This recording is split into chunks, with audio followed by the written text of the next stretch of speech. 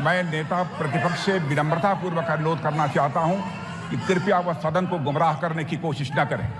अग्निवीर योजना के संबंध में बहुत सारे लोगों से 158 ऑर्गेनाइजेशन के साथ सीधा संवाद स्थापित हुआ है, उनके सुझाव लिए गए हैं, तब यह अग्निवीर योजना लाई गई है और बहुत सोच समझकर यह योजना जय हिंद, जय भारत। सैनिक न्यूज टुडे में आपका स्वागत है। मैं अशोक फौजी। अभी आपने ये वीडियो देखा, आदरणीय रक्षा मंत्री जी का सदन के अंदर बोल रहे हैं कि अग्निवीर योजना लाने से पहले देश के 158 संगठनों के सुझाव आए, उनके साथ विचार विमर्श किया गया। नेता विपक्ष इस पे गुमराह ना करें।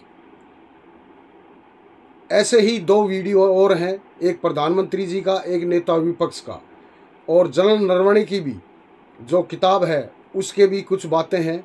तो अभी इसके ऊपर में बात करते हैं कि रक्षा मंत्री जी बोल रहे हैं कि 158 संगठनों के साथ में जो है ना मीटिंग हुई, और वो मीटिंग कोई बंद कमरे में तो हुई नहीं होगी, खुले में ही होगी, तो सार्वजनिक हमें तो उसका पता नहीं लगा। लेकिन अब रक्षा मंत्री जी ने बोला है तो मेरा रक्षा मंत्री जी से आग्रह है कि वो देश के कौन से संगठन हैं उनकी एक लिस्ट जारी करवाएं ताकि हमें पता चल सके।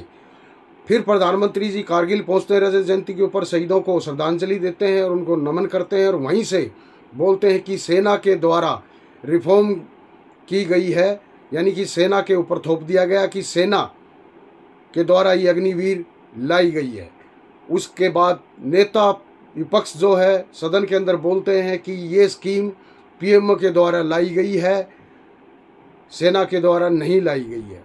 और चौथी बात इसमें आती है जनरल नरवणे साहब की कि उनकी किताब के अंदर जो है ना उन्होंने खुलासा किया, वो किताब छप के बाहर आनी थी लेकिन आई नहीं, उसके कुछ अंश आए, तो मीटिंग बुलाई जाती है। मीटिंग के अंदर नरवणे साहब बोलते हैं कि हम पहुंचते हैं तो हमें खुद हैरानगी होती है कि ये शब्द अग्निवीर अग्निपथ हमने पहली बार सुना, लेकिन फिर भी अगर उन्होंने लागू कर दी तो हमने ये सुझाव दिया कि 75% को आर्मी के अंदर परमानेंट किया जाए, 25 को जो है रिलीज किया जाए, लेकिन इसका उल्टा हो गया। फिर प्रधानमंत्री जी कारगिल से बोलते हैं कि पूरे संसार के अंदर हमारे देश की सेना है उसकी उम्र ज़्यादा है। आपने यहाँ उम्र का तो प्रधानमंत्री जी ने बता दिया, लेकिन बाहर के देशों की जो अग्निवीरों की जो सैलरी है, उनकी तनख्वाह है, उसके बारे में नहीं बताया।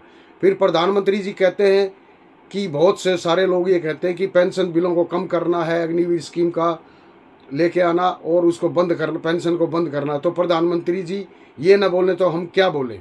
आप देखिए ना, उसको शहीद का दर्जा नहीं है, उसको भूतपूर्व सैनिक का दर्जा नहीं है, उसको मेडिकल फैसिलिटी नहीं है, उसकी पेंशन वैसे ही आपने बंद कर दी है। तो ये ना बोले तो फिर हम क्या बोले? खाली जवान बनाना नहीं था, इसके साथ में पेंशन को बंद करना भी था और है ये नीति इसीलिए, और सरकार इसको लागू रखना चाहती है।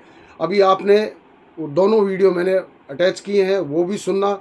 पूरे वीडियो सुनने के बाद में ही आप अपनी कमेंट करके राय बताना, क्या ये स्कीम सेना के द्वारा लाई गई है या पीएमओ के द्वारा लाई गई है या देश के रक्षा मंत्री कह रहे हैं कि एक तरफ देखिए यहाँ पे रक्षा मंत्री और प्रधानमंत्री के जो बयान है उनमें ही विरोधाभास है।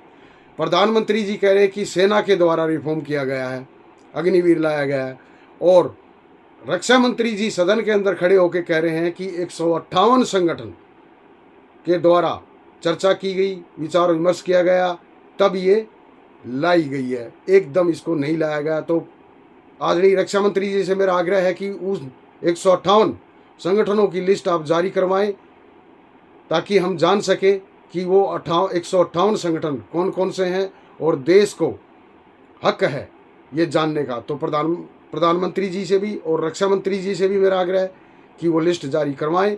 मिलते हैं ऐसी खबर के लिए, तब तक के लिए जय हिंद, जय भारत। स्वस्थ रहे, मस्त रहे, सतर्क रहे, सावधान रहे और अफवाहों से दूर रहे।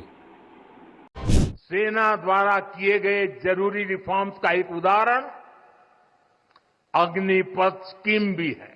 अग्निपथ का लक्ष्य सेनाओं को युवा बनाना है।